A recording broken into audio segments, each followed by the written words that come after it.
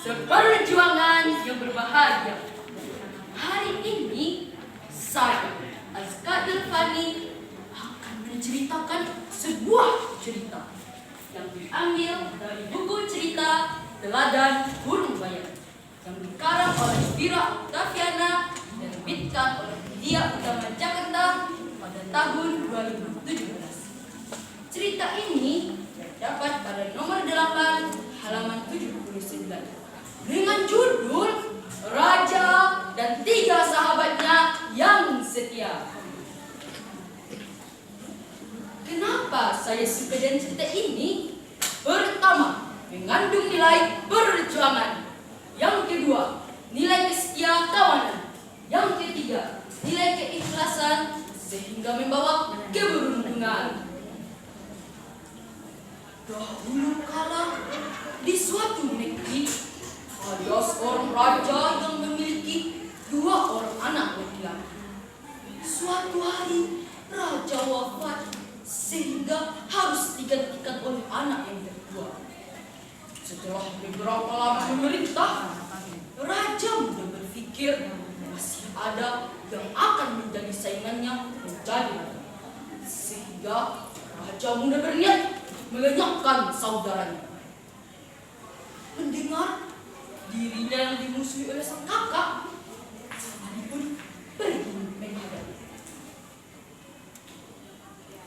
Wahai kakakku, kalaulah diri hamba tidak ada lagi gunanya di negeri ini, izinkan hamba pergi jauh dari negeri ini. Lalu sang adik mengambil beberapa bongkar emas peninggalan ayahnya. Sang adik meninggalkan istana yang penuh kemegahan.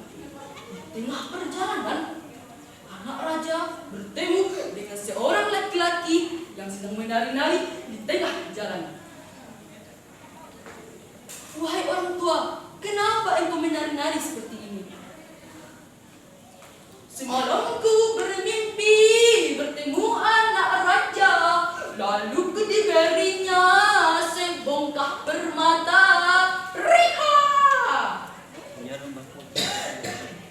Wahai orang tua, berhentilah menari. Aku akan memberimu sebongkah emas. Kata anak raja pun melanjutkan perjalanannya.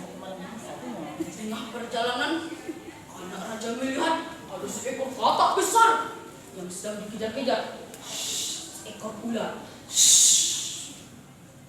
Tubuhnya berdarah, melompat ke sana kemari, menyelamatkan diri dari gigitan ular tersebut. Tiba-tiba terdengar suara.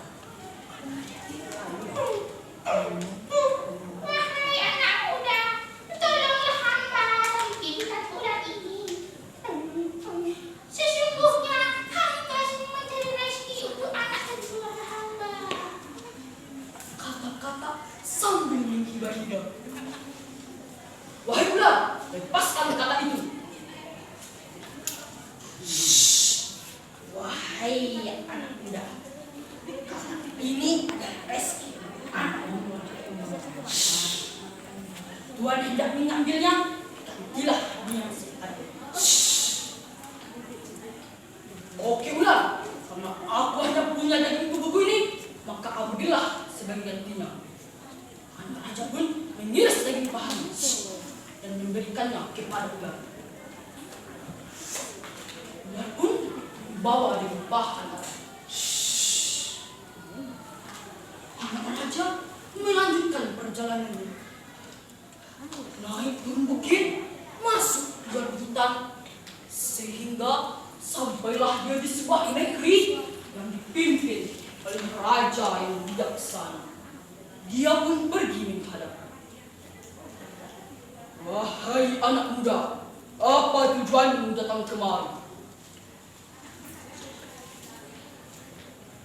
Hamba kemari ingin mengabdi pada baginda raja. Hahaha, baiklah kalau begitu. Hingga pada suatu hari, ketika sang raja berjalan-jalan di tepi sungai, jatuhlah cincin yang dikenakan baginda raja di dalam sungai. Raja sangat sedih. Seluruh orang telah dikerahkan untuk mencari, namun tidak ada yang menemukannya. Raja sangat sedih sehingga dia teringat kepada seorang pemuda yang baru saja mengabdi kepadanya. Panggil pemuda itu, suruh dia mengambil cincinku. Titah baginda raja. Anak raja pun panik dan cemas karena tidak pandai berenang. Namun tiba-tiba dia bertemu dengan seorang pemuda. Aku akan membantumu, Tuan. Namaku Ucok. Ucok pun langsung terjun ke sungai.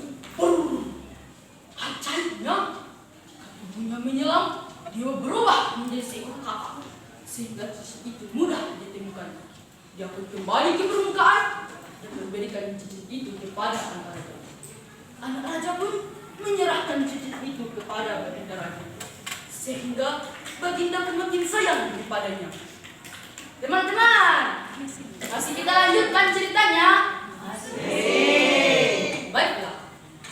Suatu hari, ketika permaisuri sedang berjalan-jalan di taman bunga, namun tiba-tiba ada seekor ular berusaha menggigit kaki permaisuri, sehingga permaisuri tidak sadarkan diri. Raja panik dan cemas. Seluruh tabib istana telah dikerahkan untuk mengeluarkan racun dari tubuh permaisuri, namun tidak ada yang berhasil mengobatinya. Anak raja sedih melihat penderitaan raja yang begitu baik, namun dia tidak punya kemampuan untuk mengobati permaisuri. Dan dia bertemu lagi dengan seorang pemuda. Aku akan membantumu, Tuan. Namaku Buyung. Buyung pun langsung berubah menjadi seekor ular dan menghisap seluruh racun dan tubuh permaisuri, sehingga siuman dan sehat kembali. Raja sangat senang dan mengangkat anak raja sebagai putra mahkota, pengganti raja yang bijaksana yang bergelar Sultan Ahmad Johansa.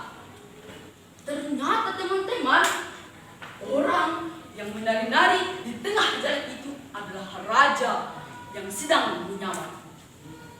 Ucok adalah kata yang dibantunya dalam perjalanan, sedangkan Buyung adalah ular yang diberinya daging banyak itu. Demikian cerita saya, teman-teman. Kebaikan dibalas dengan kebaikan. Salam literasi, mari membaca. Assalamualaikum.